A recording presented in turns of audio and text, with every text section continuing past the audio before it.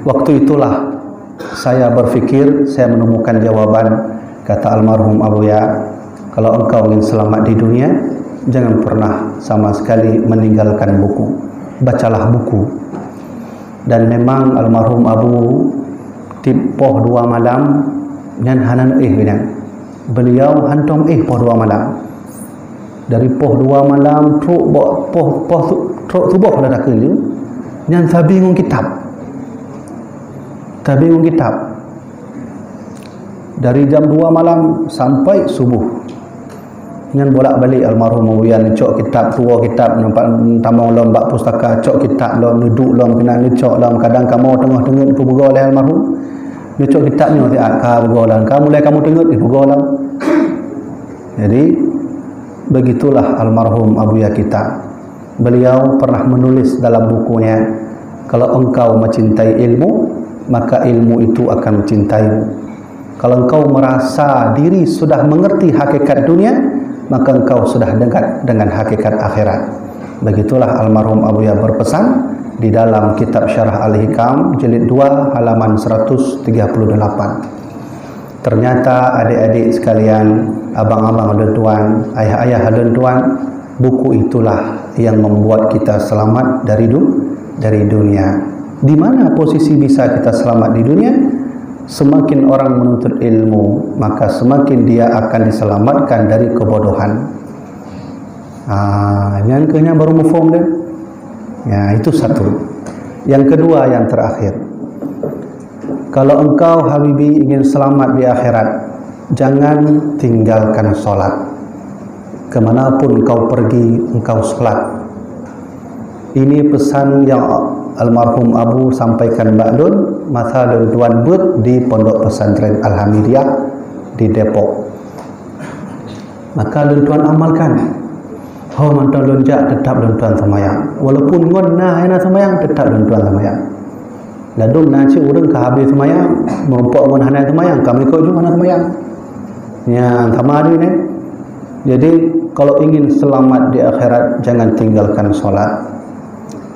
Nah, apa ingin kita ambil dari dua iktibar pesan almarhum Abuya ini?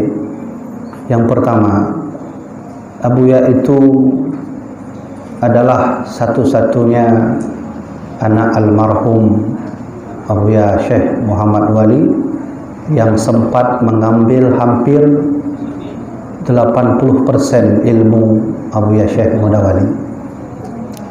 Watelun jak ba Abu Tumin dan tanyong ba Abu Tumin kiban masa Abu bud sajan wan almarhum Abuya.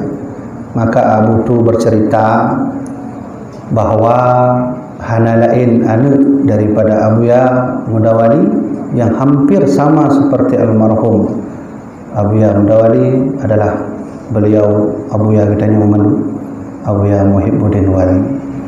Maka Abu Tumin juga pernah berkata, dulu waktu saya mengaji kali Abu Tumin, Abuya Mudawali berpesan, nanti jika saya meninggal ada satu anak saya yang bisa engkau ikuti. Beliau adalah Muhibbuddin, Abuya kita. Saya salut bukan karena beliau ayah saya, bukan itu. Tapi saya menganggap beliau juga guru sebenarnya. Dan saya banyak mendapat ilmu dari almarhum Abuya, bukan ilmu dari kitab, tapi ilmu dari praktek. Amaliyah yang Abuya lakukan, itulah ilmu yang kami dapat. Ilmu Tuhan hantam tamat kitab lembut ba almarhum Abuya. Dan kamu ajak buat katuk jami. Mulai lembut katuk jami, mulai lembut katuk jami. Hana merumpok tamat dalam kitab, walau hanya matan takrib. Tapi amaliyah yang Abuya lakukan itulah ilmu bagi kami. Maka apa pesan yang kita ambil dari apa yang saya sampaikan ini? Tidak lain tidak bukan bahawa ilmu yang akan menyelamatkan kita dari dunia ini dan di akhirat nanti. Maka khusus bagi adik-adik sekalian yang berino, belajarlah terus menuntut ilmu. Karena suatu saat nanti ilmu itu akan berfungsi saat kita sudah tua. Saat kita sudah sibuk tak bisa menuntut ilmu, disitulah kita tahu bahawa ilmu itu penting. Rasulullah bersabda, bada'al islamu ghariban wa sayaudu ghariban fatuba lil ghuraba.